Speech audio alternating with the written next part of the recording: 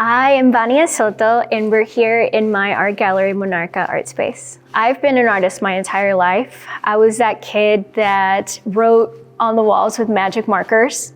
That was me everywhere I went, not just my house, my aunt's house, my grandmother's house, everybody's house. I just wrote on the wall with magic marker. The rule was that if you were babysitting me, they would put paper on the walls so that I could draw on the walls and not mess anything up, which now I tell my family, hey, I was just practicing to be a muralist. That was just my early times, my early artwork. For a long time before I remember starting to speak full sentences and stuff, I would write everything. I would draw everything out. And so that's how I would express myself. And so they knew that that was my language, was through art. I'm Trudy Jacobson, and we are Great American Women.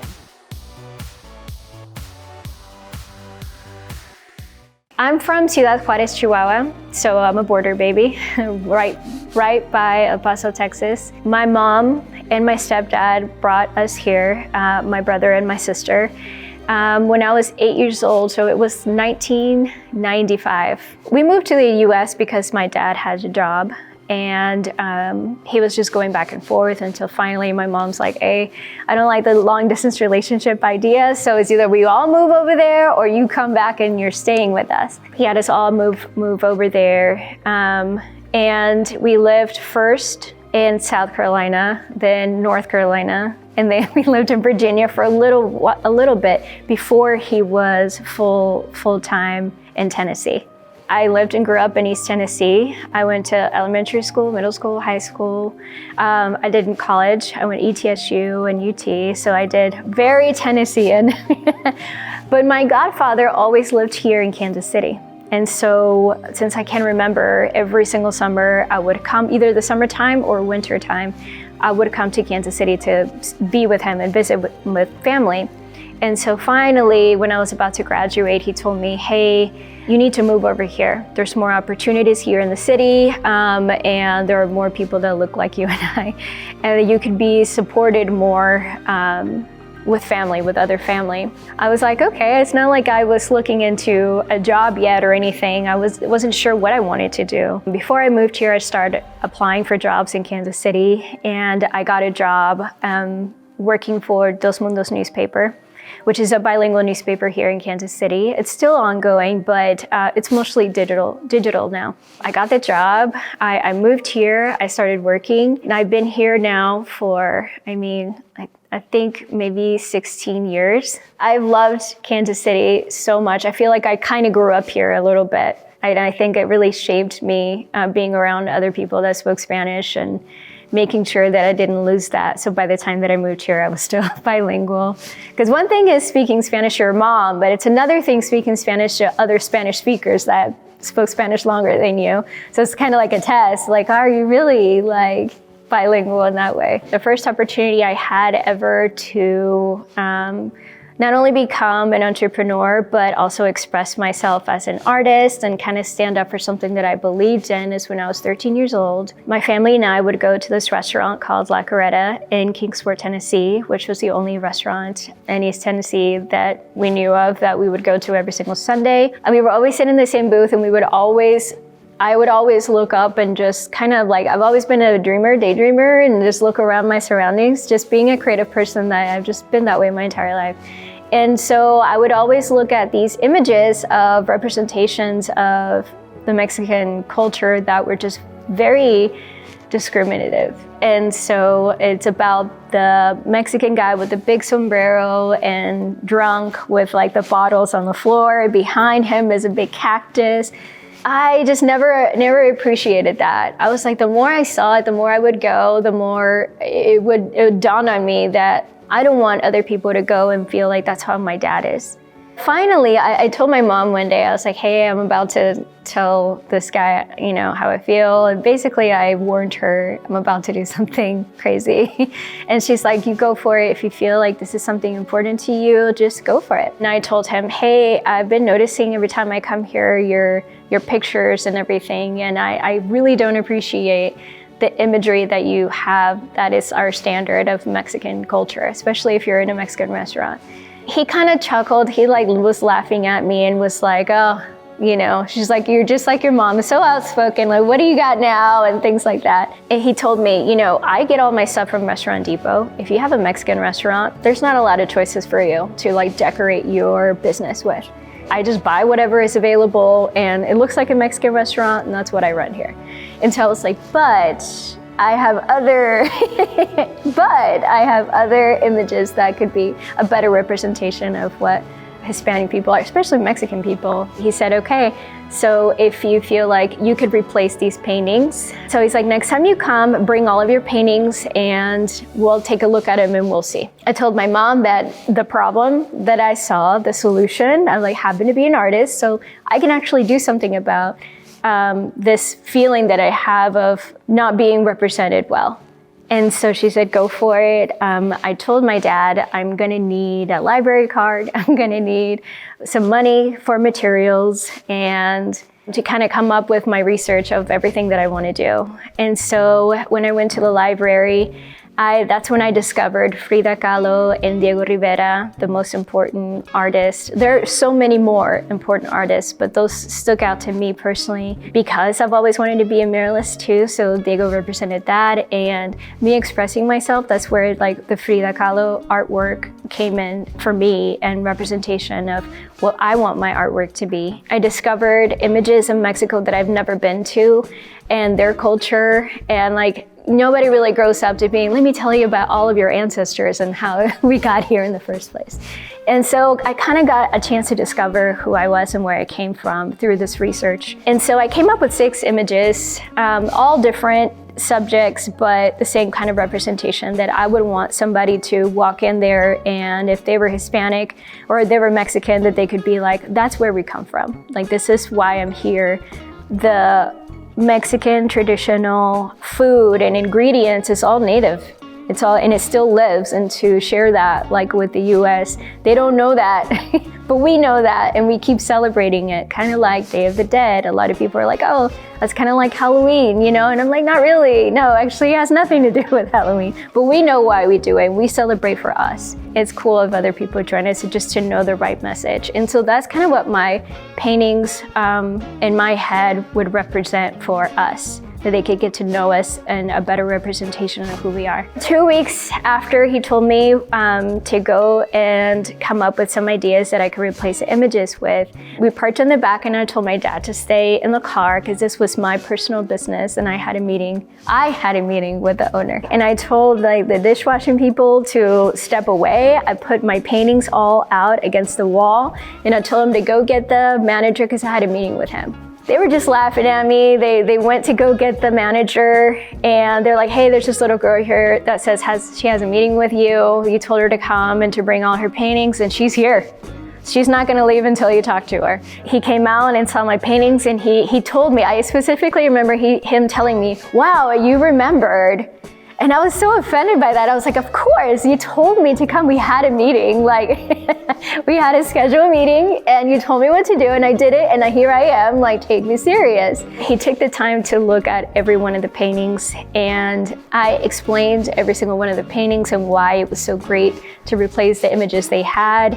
And I explained like my discoveries of all these other artists and the passion that I had, my newly passion of being an artist and all that. And he loved it. He absolutely loved every one of them. He cried. He reminded me of why I have a Mexican restaurant in the first place, and this place that is not very so friendly of us. Why our food and our customs are so celebrated, why people love our food. It's because it comes from generations of our families and like our recipes, and like we get to share that. And so with you painting these reminded me of the real reason why I'm here. And so that day he bought all 6 paintings, and that's the most money I've ever seen in my life. That day, an entrepreneur in me was born, but also I had a greater strength of why I should follow any emotion that I have, that especially when I'm misrepresented, not just me, but everyone that I stand for. And so I learned a lot of lessons that day to go for it if you're passionate about it, to invest in yourself by doing the research and the things so you're really equipped and educated of what you're going to be doing, but also learned about entrepreneurship. I wasn't sure what to charge, and I wasn't sure how much money he would be okay with spending on me, not on the project, but the benefit for me and how much that would be, and he would be okay with what I would be asking to give me. But I learned that day too because he was okay with what I charged. Hey everybody, it's Trudy Jacobson. Thank you for watching Great American Women. And thank you to the great ladies who have participated in this series. Now I'll let you get back to the show. For the business model here, actually this is my second gallery I've had. The first gallery was downtown here in Kansas City, Missouri.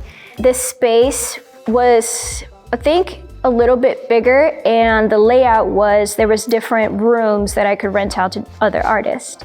My whole mission of MAS, meaning more in Spanish, stands for Monarca Art Space. The Monarca is the monarch butterfly, which in representation of a lot of immigrants, they use that as a symbol. From going from one place to another, finding a better opportunity of life. So that's why the monarch butterflies go from Canada and they fly all the way to Mexico for the weather change and all of that. And they make it to Mexico exactly at the same time as Day of the Dead.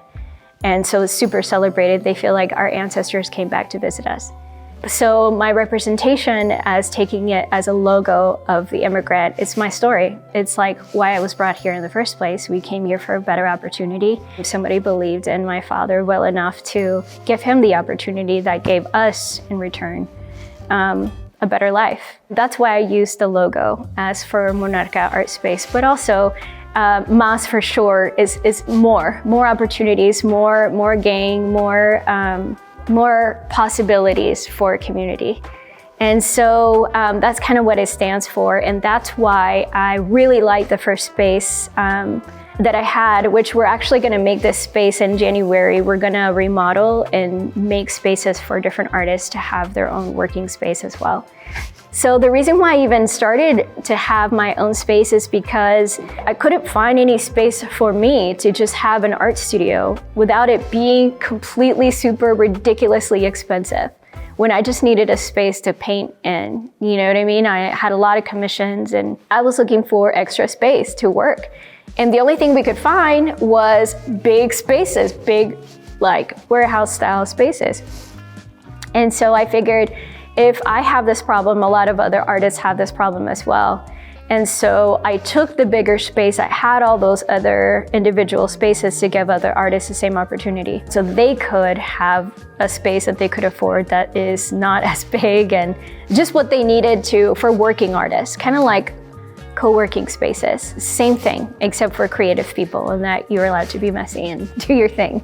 Now finding this space is a lot better because there's so much walk-in traffic, especially since I have the boutique. So we're open to the public for people to come in and look at the artwork and, you know, so experience the art gallery in that way, but also, you know, purchase something from the boutique that is handmade. It's art, it's all art. And in January, we're gonna do the remodel and give other artists the opportunity to have their own space and we can continue to have the same mission statement. I think artist goes with entrepreneurship without any, I mean, that we're attached, we are one. Artists are entrepreneurs. You can be an entrepreneur and give your services and it be gained for you. So even if you are not a selling artist, you're an entrepreneur.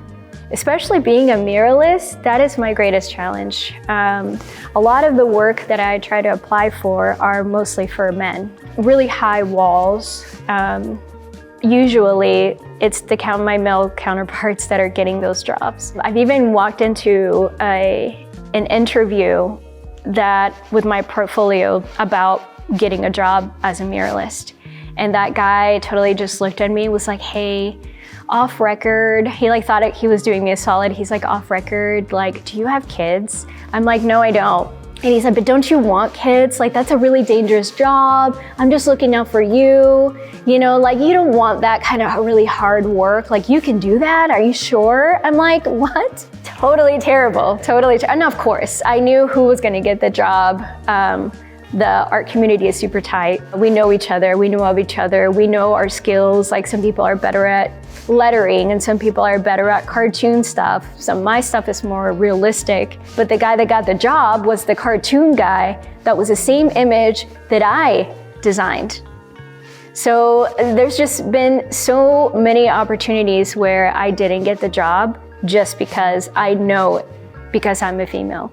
And so not only do you have to go in there with images of the work you've done and your past work, but I also started doing timeline videos of me actually doing the work, because they can't believe it so hard that it's just a finished piece that I created, that now I have to like take video of myself actually creating the work. So they can be like, oh yeah, you actually really did that. You're really good. You're actually really good.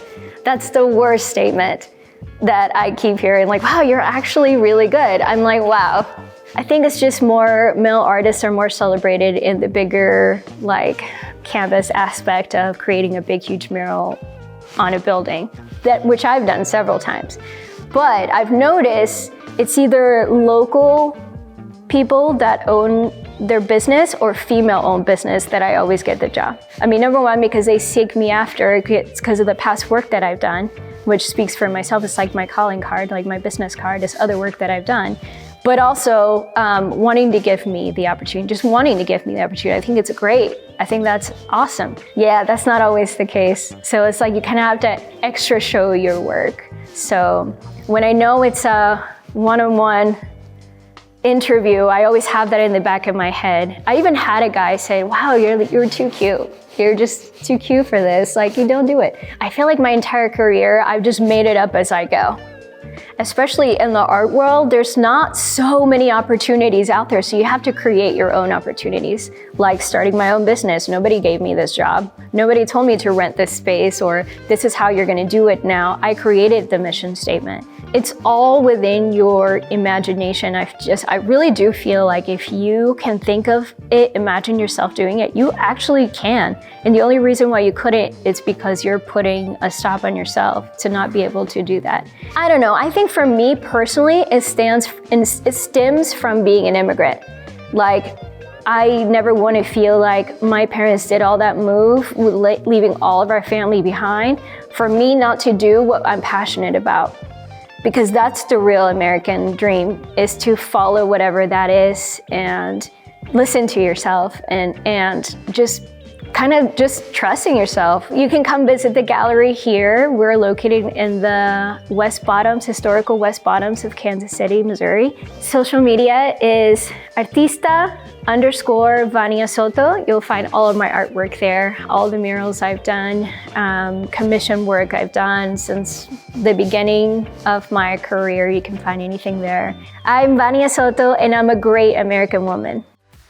Thank you for watching Great American Women.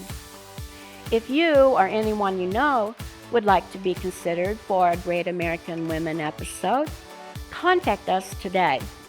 And don't forget to like, comment, and share. We look forward to hearing your story.